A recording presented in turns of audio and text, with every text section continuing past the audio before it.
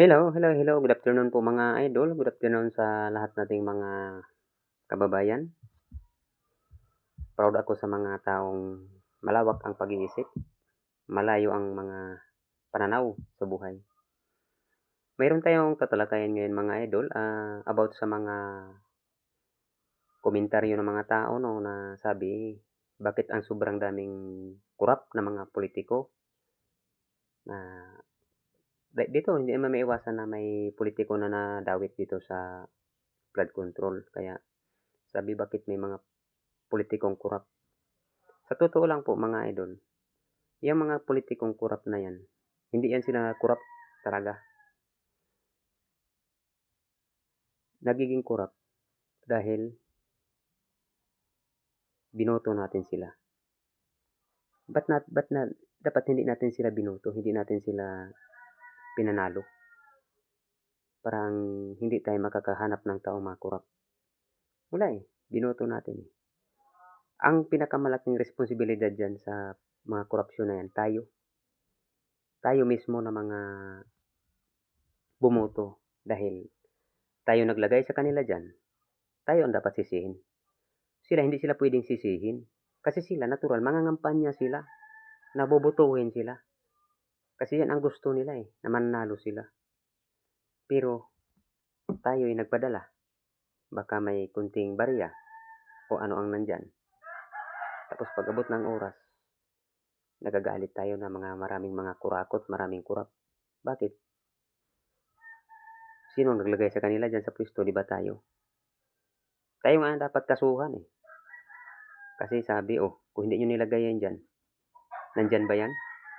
Makakagalaw ba yan dyan? Hindi yan makakagalaw kasi hindi natin binoto.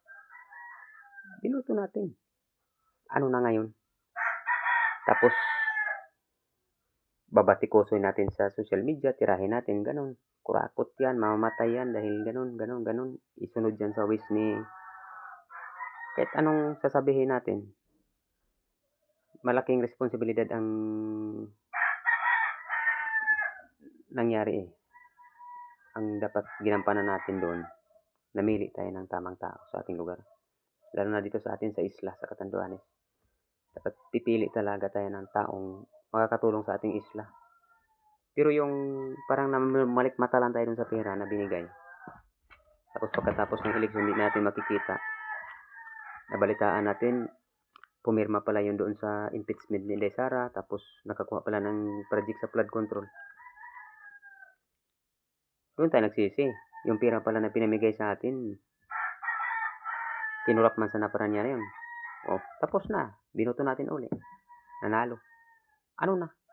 Kaya, tayo ang sisihin. Hindi natin masisisi yung mga taong nananalo na magkukurap. Kasi nasanay na sila dun eh. Ugali na nila yun eh. Tayo na dapat ang gagawa ng paraan na hindi. Iwasan natin sa sunod na eleksyon na yung mga kurakot. Iwasan natin yan. Kahit sa maliit lang na lugar, kahit sa maliit na posisyon, kahit sa barangay kapitan, mga kagawad. Pipiliin natin yung mga hindi kurap.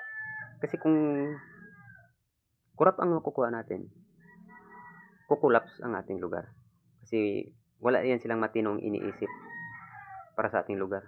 May project man yan na gagawin, hindi naman tatapusin. Parang pinamulak mata lang. Gagawa sila ng project. Halimbawa, mag-eleksyon ng 3. Sa 2, gagawa silang project. Hindi nila matatapos yung project sa 2. Kaya kailangan lang bubutuhin sa 3 para may ipatuloy nila sa 4. Ganun yun. Utak baga nila. Kaya tayo, hindi na natin tangkilikin. Ang sisihin dapat mga idol, sa mga taong kurap, tayo na bumuto sa kanila. Yan lang po, salamat. Mabuhay tayong lahat. Salamat po.